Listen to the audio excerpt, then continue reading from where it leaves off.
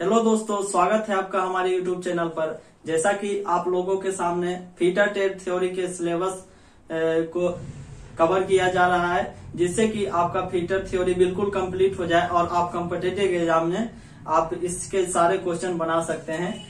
आप जानते होंगे कि अगर 100 क्वेश्चन है तो इसमें 75 क्वेश्चन तक आपका टेक्निकल क्वेश्चन रहता है और आपके ट्रेड से रहता है, तो आप इसको बिल्कुल इग्नोर नहीं कर सकते हैं। और इससे जो है 75 में से जिनका 60, 65, 70 नंबर आता है उन्हीं का सिलेक्शन हो पाता है।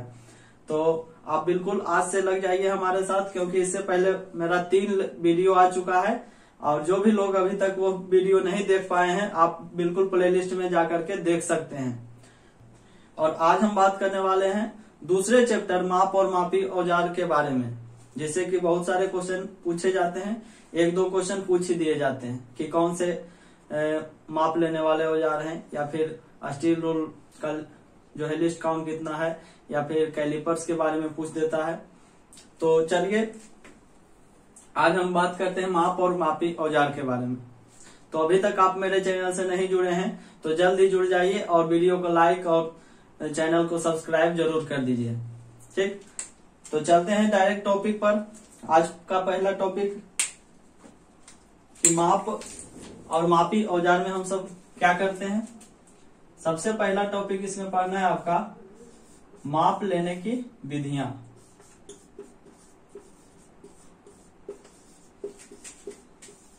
माप लेने की विधियां कौन कौन सी है उसके बारे में हम लोग पढ़ेंगे। तो माप लेने की विधियां में पहला है आपका प्रत्यक्ष माप द्वारा। प्रत्यक्ष माप द्वारा, इंग्लिश भी लिख देते हैं बाय डायरेक्ट मेजरमेंट। फुल नहीं लिख रहे हैं, पूरा आप लिख लीजिएगा, बाय डायरेक्ट मेजरमेंट।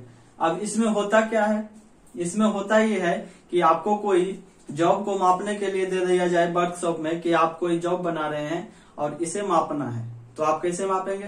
या तो आप स्टील रूल लेंगे, माप लेंगे, या फिर बिल्कुल शुद्ध मापना है तो वर्नियर कैलिपर लेंगे, उससे माप लेंगे माइक्रोमीटर से। तो जिसमें हमें जॉब पर माप लेते वक्त डायरेक्ट रीडिंग दे देता है कि इतना मिलीमीटर है या इतना सेंटीमीटर है, उसे हम क्या कहेंगे? प्रत्यक्ष मापी औजार कहेंगे।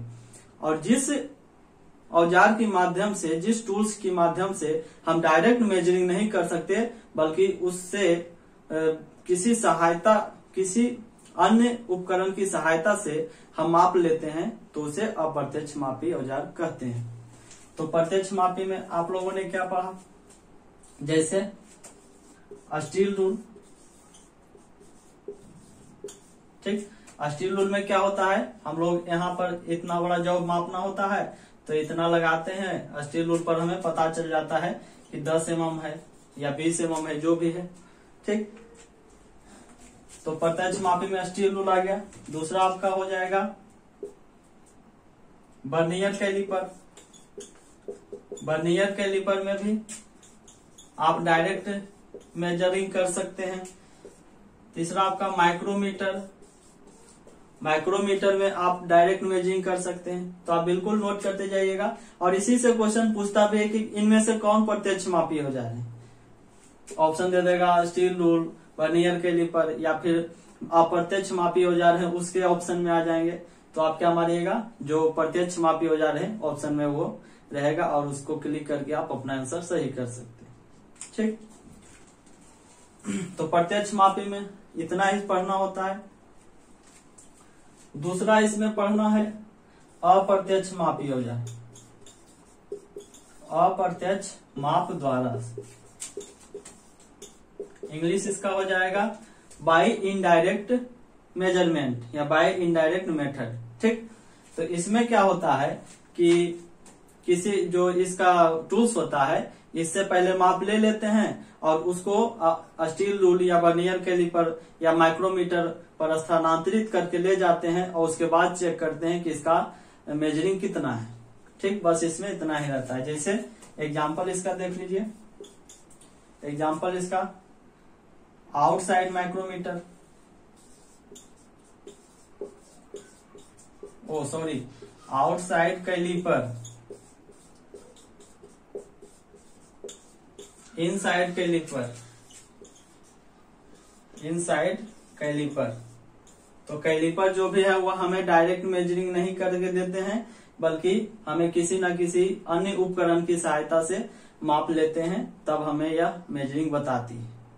तो यही इसमें पढ़ना होता है डायरेक्ट और इनडायरेक्ट मेजरमेंट में।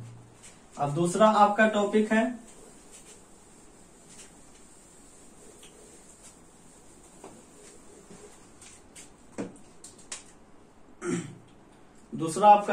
है हम लोग कैलिपर की बात किए हैं, तो हम लोग पहले पढ़ लेते हैं कैलिपर्स के बारे में। कैलिपर्स, ठीक, इंग्लिश में CALIPERS, कैलिपर्स। कि कौन कौन से कैलिपर्स हैं? ऐसे तो बर्नियर कैलिपर्स हैं, तो वह सूक्ष्म मापी यंत्र में हम लोग पढ़ेंगे, लेकिन नॉर्मल जो कैलिपर्स हैं जो हम लोग माप लेने में यूज करते हैं, जो कि अप्रत्यक्ष मापी औजार हैं, उसके बारे में हम लोग पढ़ेंगे। तो सबसे पहले इसके मटेरियल के बारे में देखते हैं कि कौन से मटेरियल का यह बना होता है, ठीक। तो यह आपका हाई कार्बन स्टील या माइल्ड स्टील द्वारा बना होता है। हाई कार्बन स्टील से जो कैलिपर्स बने होते हैं, उसके गेजिंग पॉइंट को हार्ड व टेम्पर कर दिया जाता है।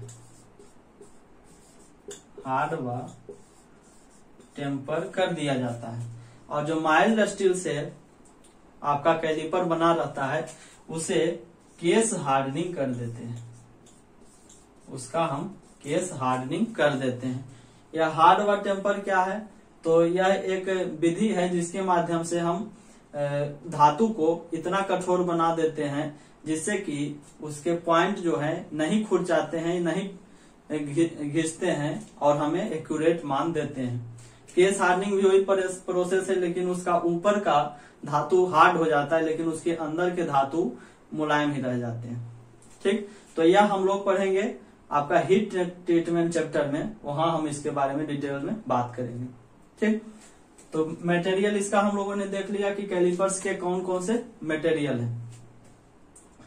अब यह होता क्या है, तो आपको मैंने बता दिया कि यह एक अप्रत्यक्ष मापी औजार है, जिसकी सहायता से हम लोग किसी जॉब के बाहरी व्यास या अंदरूनी व्यास या फिर अलग अलग मेजरिंग कर सकते हैं, अलग अलग प्रकार से।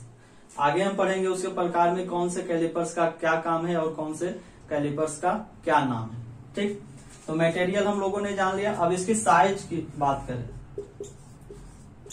इसकी साइज कहां से कहां तक ली जाती है। तो इसकी साइज हम लोग एक नॉर्मल एक फिगर बना लेते हैं।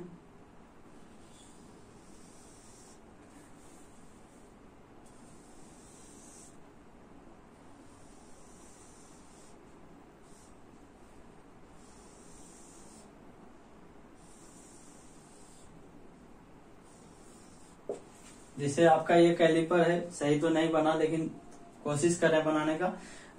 आपका ये कैलिपर है, ठीक। तो इसके जो है ये रिबिट जो होते हैं, यहां से लेकर इसके गेजिंग पॉइंट जहां तक पॉइंट है, इसके इस दूरी को हम लोग इसका साइज मानते हैं कि कितना साइज का आपका ये कैलिपर है, ठीक। एक प्रकार का और कैलिपर आता है, उसके बारे में हम लोग पढ़ेंगे। तो साइज के बारे में हम लोगों ने बात कर लिए।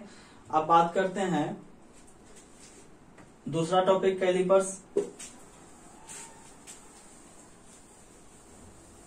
अब बात करते हैं कि कैलिपर्स जोड़ के अनुसार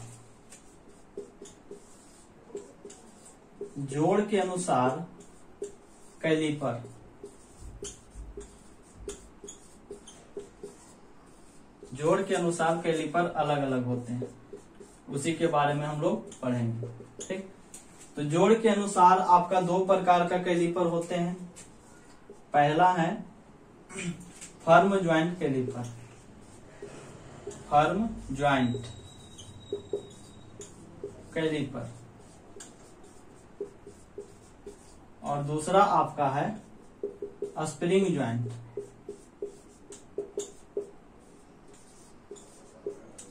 स्प्रिंग ज्वाइंट कैलिपर। सभी बात तो लिखना संभव नहीं है, लेकिन कुछ बात हम जो बोल देते हैं उसे आप कॉपी में जरूर नोट करेगा, क्योंकि सभी बात के बारे में बोलना लिखना संभव नहीं है। ठीक, तो फर्म ज्वाइंट कैलिपर और स्प्रिंग ज्वाइंट कैलिपर जोड़ के अनुसार ये दो प्रकार के कैलिपर होते हैं। अब फर्म ज्वाइंट कैलिपर में क्या होता है, तो फर्म ज्वाइंट कैलिपर में जो उसके दोनों टांग होते हैं, जो इसके दोनों पैर होते हैं, गेजिंग पॉइंट होते हैं, उसको क्या करते हैं, एक रिबिट और एक बासर के माध्यम से हम दोनों टांग को जोड़ देते हैं, उसके बाद मेजरिंग में लाते हैं। और स्प्रिंग ज्वाइंट कैलिपर में क्या होता है कि दोनों टांगों को एक चपटे स्प्रिंग की सहायता से जोड़ देते हैं और उसे नट व बोल्ट, स्क्रू और बोल्ट की सहायता से खोलते और कसते हैं। तो फर्म ज्वाइंट कैलिपर का ज्यादा उपयोग हमारे वर्कशॉप में नहीं करते हैं, क्योंकि यह शुद्ध माप नहीं ले सकता, और स्प्रिंग ज्वाइंट कैलिपर का उपयोग हम लोग वर्कशॉप में ज्यादा करते हैं। तो आप यहाँ इसको लिख दूं या ना लिखूं, रहने देते हैं, नहीं लिखते हैं। जो मैंने बोला है उससे आप कॉपी में नोट कर लीजिएगा। जैसे फर्म ज्वाइंट में मैंने क्या बोला कि एक रिवेट और बासर द्वारा जोड़ दिया जाता है।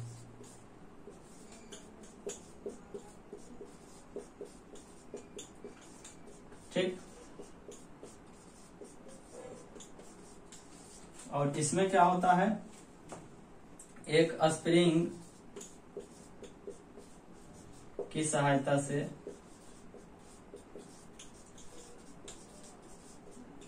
जोड़ते हैं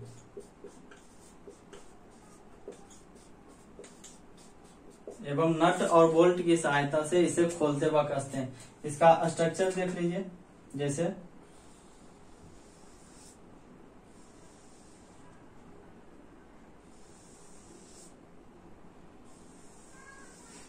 यह इसमें जो रिविट लगा है, ठीक, यह हो गया आपका फर्म ज्वाइंट कैलिपर। और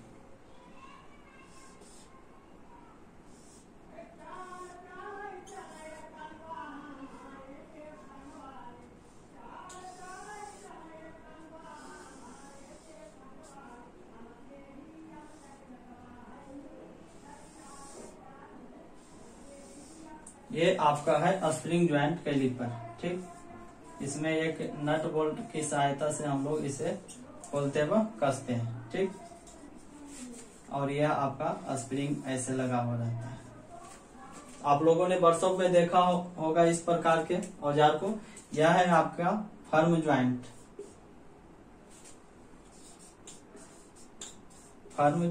कैलिपर, और यह आपके स्प्रिंग ज्वाइंट।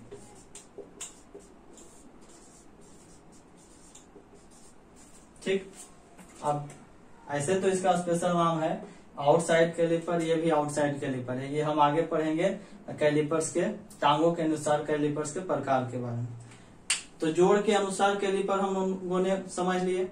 अब हम बात करते हैं दूसरे टॉपिक के, इसे आप नोट कर लीजिए। ठीक,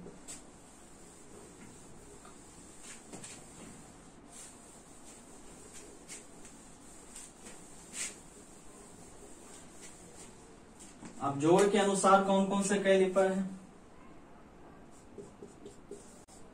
जोड़ के अनुसार हम लोगों ने पढ़ लिए हैं। टांगों के अनुसार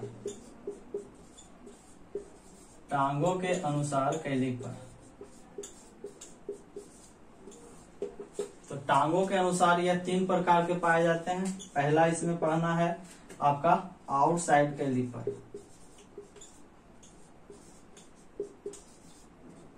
आउटसाइड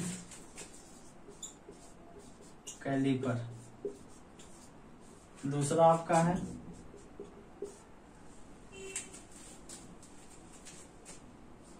इनसाइड।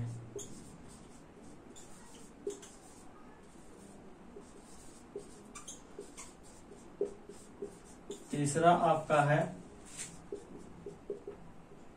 जैनी कैलिपर,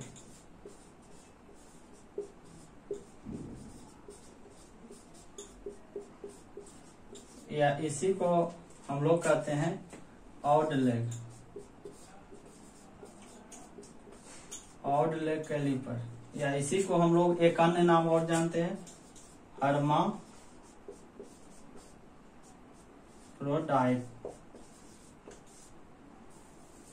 ठीक, तो टांगों के अनुसार मेरा 3 प्रकार के कैलिपर हैं, outside calliper, inside calliper, jenny calliper, जिसे हम ऑड लेग कैलिपर और हर्माफ्रोडाइट कैलिपर के नाम से भी जानते हैं। आप इसे नोट करिए। अब आउटसाइड कैलिपर कैसे होते हैं, तो मैंने इसके पहले 2 फिगर बनाया था। आउटसाइड कैलिपर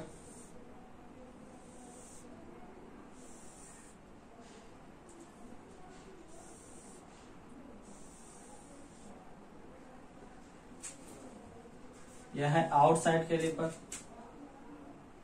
स्प्रिंग जॉइंट में भी बनाए थे यहाँ पर।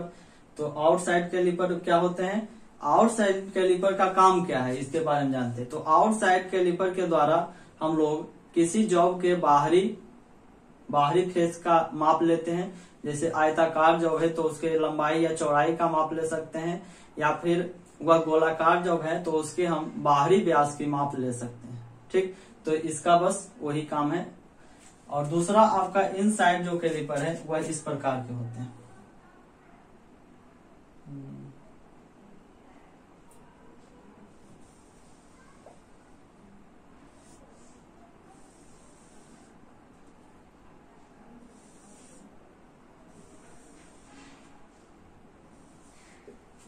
ठीक, यह इनसाइड कैलिपर है। इससे हम लोग क्या कार्य करते हैं, तो कोई पाइप है उसके अंदरूनी व्यास को हमें माप लेना है तो किसका प्रयोग करेंगे, इनसाइड कैलिपर का प्रयोग करके हम लोग उसके व्यास का अंदरूनी व्यास का माप लेंगे। या फिर कहीं पे खांचा कटा हुआ रहता है स्क्वायर के जैसा, या फिर वह आयताकार के जैसा कोई खांचा कटा हुआ है, नाली कटा हुआ है, ग्रूव कटा हुआ है, उसके अंदरूनी व्यास की माप या उसके अंदरूनी माप को लेने के लिए इनसाइड कैलिपर का प्रयोग करते हैं। अब जैनी कैलिपर का क्या कार्य है, तो जैनी कैलिपर का फिगर देख लेते हैं। तो जैनी कैलिपर में क्या होता है,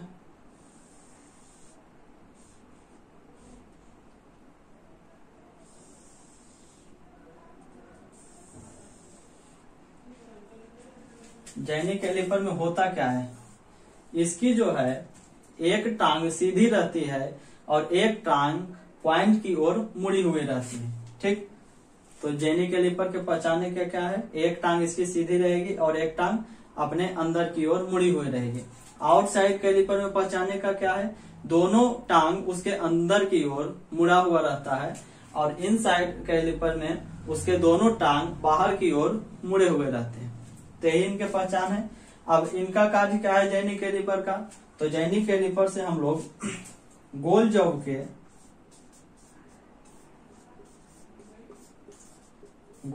के केंद्र को निकाल सकते हैं। गोल जॉब के केंद्र को निकाल सकते हैं। और इसका और काम है कि अगर कोई जॉब मैंने बनाया है उसका एक सिरा बिल्कुल फिनिश किया हुआ है तो उस पर इसका ये सिरा लगा करके हम लोग पैरेलल लाइन खींच सकते हैं, समांतर रेखा खींच सकते हैं, समांतर रेखा खींचने में। ठीक, आउटसाइड कैलिपर का काम था बाहरी माप लेने के लिए, इनसाइड कैलिपर का काम था अंदरूनी माप लेने के लिए, और जैनी कैलिपर या इसका अन्य नाम ऑड लेग कैलिपर या इसका अन्य नाम हर्माफ्रोडाइट। ज्यादा क्वेश्चन इसी से पूछता है कि जैनी कैलिपर का अन्य नाम क्या है, तो बिल्कुल याद रखिएगा, इससे क्वेश्चन पूछता है। इसका कार्य पूछ देगा, इससे क्या करते हैं, तो गोल जॉब का केंद्र निकाल सकते हैं या समांतर रेखा खींच सकते हैं। ठीक, तो टांगों के अनुसार हमने कैलिपर्स के बारे में पढ़ लिए। तो हमारा कैलिपर्स में इतना ही पढ़ना था और इससे आपका मैक्सिमम क्वेश्चन बन जाएगा। तो जितने भी हमने बात बताए हैं बिल्कुल उसको बढ़िया तरीके से याद कर लीजिएगा, क्योंकि इससे क्वेश्चन पूछने की संभावना बहुत अधिक रहती है। ठीक, अब इसके बाद हम लोग पढ़ेंगे ट्राई स्क्वायर के बारे में। ठीक,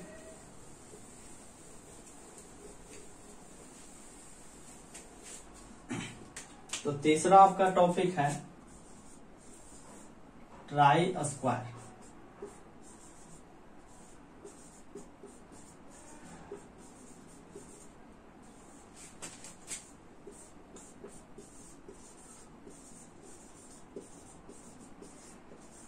जिसे आमतौर पर हिंदी भाषा में गुनिया के नाम से जानते हैं। ठीक, तो ट्राई स्क्वायर जिसे गुनिया के नाम से जानते हैं, इसका हम लोग पहले फिगर बना लेते हैं।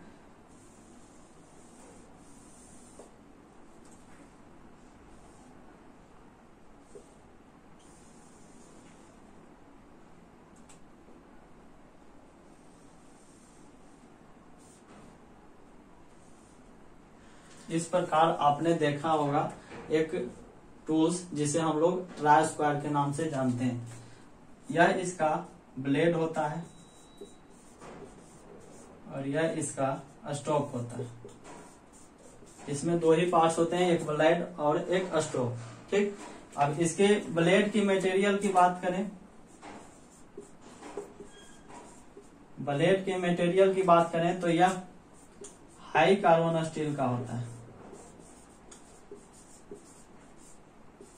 हाई कार्बन स्टील का होता है और हार्ड और टेम्पर कर दिया जाता है, जिससे कि यह घिसे नहीं और इसकी शुद्धता में कोई भी गड़बड़ी ना हो। ठीक, और इसका जो स्टॉक होता है,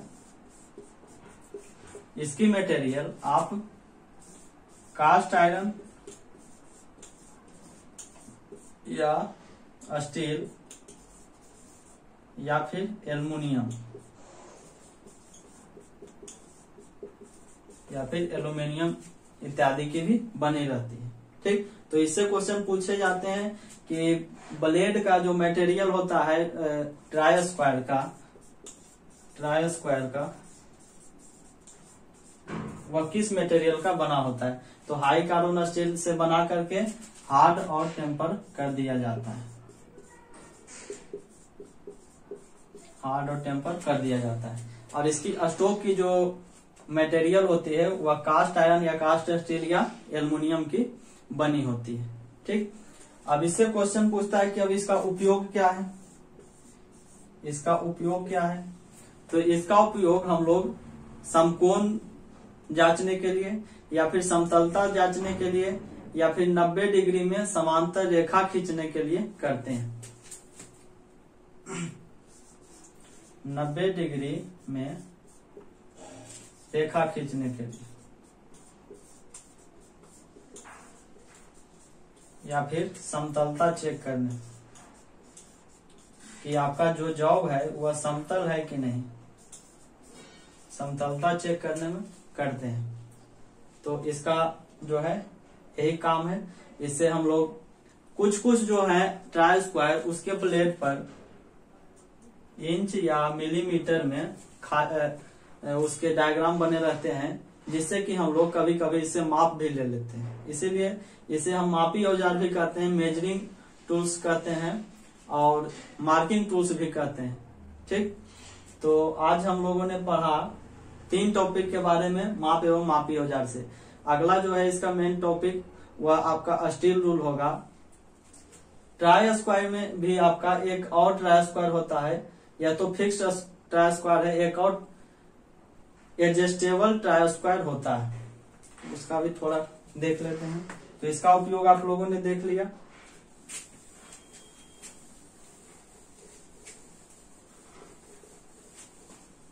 एक होता है, पहला तो आप लोगों ने देखा फिक्स्ड ट्राई स्क्वायर, दूसरा आपका है एडजस्टेबल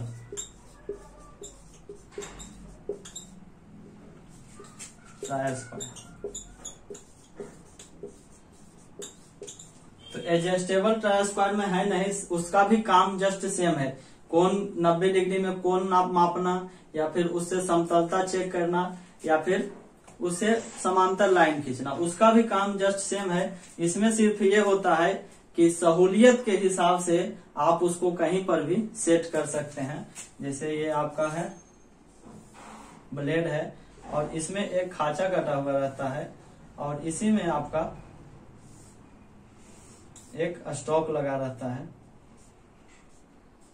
जो कि स्लाइड करता है, आगे पीछे स्लाइड करता है, जिससे कि हम लोग सहूलियत से इसको इस्तेमाल कर सकते हैं। सिर्फ सहूलियत के लिए बनाया गया है। तो ये ट्राई स्क्वायर में इतना ही पढ़ना होता है और इससे ज्यादा, इसी में मटेरियल से क्वेश्चन पूछता है, इसका जो ब्लेड है वह किस मटेरियल का, स्टॉक किस मटेरियल का, या फिर इसमें कौन कौन से पार्ट्स हैं, या इसका काम क्या है, इससे ज्यादा क्वेश्चन नहीं पूछता। तो आज हम इतना ही याद रखेंगे मार्किंग माप एवं मापी औजार में, और इसके बाद इसका सेकेंड पार्ट में हम लोग स्टील रूल के बारे में चर्चा करेंगे और कुछ जो इसके महत्वपूर्ण पॉइंट होंगे जहां से क्वेश्चन पूछे जाते हैं उसके बारे में हम लोग बात करेंगे। तो आप बिल्कुल मेरे साथ बने रहिए और जो भी कॉम्पिटिटिव एग्जाम आती है टेक्निकल ITI से रिलेटेड उसका फॉर्म भरिए। जैसे कि कुछ दिन पहले IOCL का फॉर्म निकला हुआ था और इसके बाद जैसे DMRC आएगा या फिर UP मेट्रो आएगा, जो भी कॉम्पिटिटिव एग्जाम आएगा उसमें आप फॉर्म भरिए और बिल्कुल इसका सिलेबस कंप्लीट रखिए तो आपका सिलेक्शन पक्का हो जाएगा। तो आज के लिए बस इतना ही, मिलेंगे हम लोग अगले पार्ट्स में, तब तक के लिए धन्यवाद।